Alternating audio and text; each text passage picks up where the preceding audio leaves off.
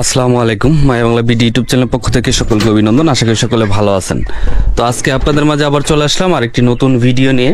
আপনাদেরকে দেখাবো, অনেক ভাই আমাকে কমেন্ট করেছে ইতিমধ্যে যে ভাই আপনি যে বাচ্চাগুলো ব্রোডিং করেন পাতিলের ভিতরে, এটা কি উপর দিয়ে আপনি ঢেকে রাখেন কিনা। আমি এই বাচ্চাগুলোকে আমি কিভাবে রাখি, এই যে আমার এখানে মোরগগুলো ডাকতেছে, মূলত আপনাদেরকে বড় যে বাচ্চাগুলো আছে এই বাচ্চাগুলো একটু দেখাই। দেখেন সারাদিন এই বাচ্চাগুলো কিন্তু বাইরে ছাড়া থাকে, এখন যেহেতু রোদ উঠে গেছে তো সেক্ষেত্রে আমি ছেড়ে দিব। এদেরকে আমি কিভাবে রাখি দেখেন, এটা হচ্ছে বাঁশের একটি খাঁচা। এই খাঁচার উপরে এই যে ফাঁকা অংশ আছে, সালার যে বস্তাটা আছে এই বস্তাটা দিয়ে রাখি, এবং নিচে দেখেন আমি যেভাবে মূলত বাচ্চাটা রাখি, তো এই যে একটি চট বিছিয়ে রেখেছি, এবং ওই চটের উপরে কিছু হালকা পাতলা খড় আছে, এবং খড়ের উপরে এই বাচ্চাগুলো মূলত থাকে। তো এটা মূলত বড় বাচ্চাগুলো গেল।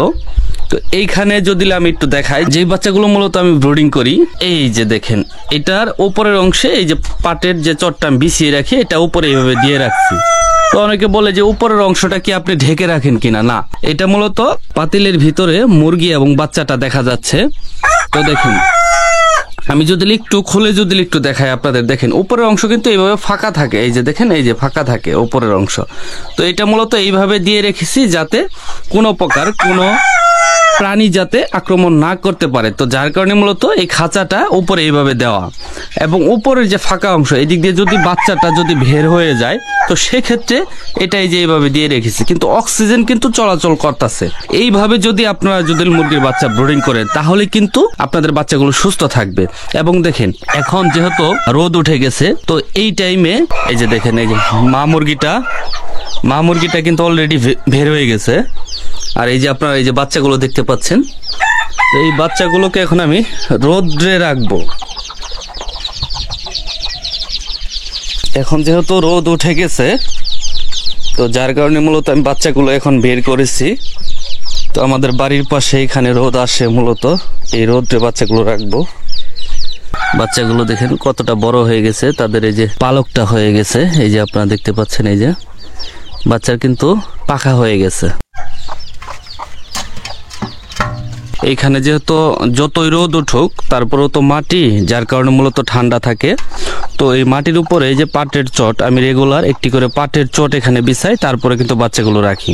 এই যে দেখেন মা মুরগিটা বাচ্চাগুলোকে পা দেওয়ার জন্য দেখেন কিরকম করতেছে। তো আপনাদের দয় সবগুলো বাচ্চা কিন্তু মাশাআল্লাহ সুস্থ আছে। দেখেন এই যে বাচ্চাগুলো, সবগুলো বাচ্চা কিন্তু সুস্থ, সবগুলো বাচ্চাই কত সুন্দর। আপনাদের দোয়ায় আমার যে বাচ্চাগুলো, এই বাচ্চাগুলো কিন্তু অসুস্থ হয় না। যত প্রকার শীতই আসুক তারপরেও কিন্তু অসুস্থ হয় না, সবগুলো বাচ্চা কিন্তু সুস্থ থাকে মাশাআল্লাহ। দেখেন এই যে মার সাথে খেলা করতেছে। তো দেখেন এই যে এর ভিতরে কিন্তু মোটামুটি বেশ কিছু খড় দিয়ে তারপরে কিন্তু বাচ্চাগুলো রাখছি, যাতে কোনো প্রকার ঠান্ডা না লাগে।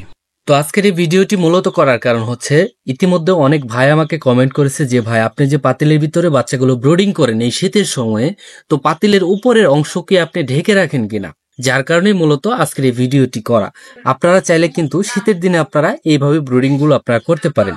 তো অবশ্যই আপনারা পাতিলের ভিতরে রাত্রে আপনারা ব্রোডিং করবেন, এবং আপনারা যারা ছেড়ে মুরগি লালন পালন করেন এবং মুরগি এবং মুরগির বাচ্চা আপনারা বাইরে আবদ্ধ অবস্থায় আপনারা এইভাবে আমার মতো চাইলে আপনারা মুরগির বাচ্চাগুলো লালন পালন করতে পারেন।